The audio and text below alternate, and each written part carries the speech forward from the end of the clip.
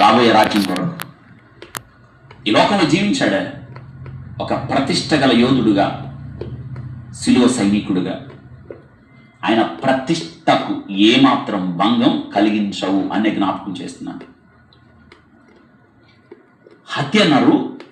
చూడండి విచిత్రాలు, చూడండి ఎంత విచిత్రాలు.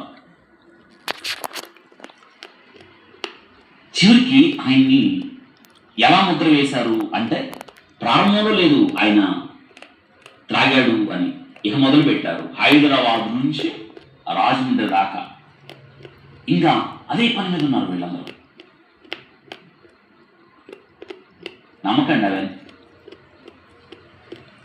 ఏ రాజ్యం మీద గురి కలిగి ఉన్నామో మనం, ఆ రాజ్యంలోకి వెళ్ళడానికి ముందు అనేక శ్రమలు పొందాలి, నిందలు పొందాలి, అవమానాలు పొందాలి. లోకంలో మీకు శ్రమ కలుగును, ఆయనను ధైర్యం తెచ్చుకున్నది, నీ లోకాన్ని జయించున్నాను అని చెప్పాడు.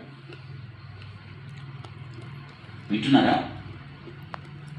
ఈ మాటలు మీరు హృదయంలో భద్రం చేసుకోండి. అనవసరమైన వాటిని చూసి భ్రమకు లోనవ్వకండి. ఎందుకో తెలుసా? ఈ లోకం దుష్టుని చేతుల్లో ఉంది.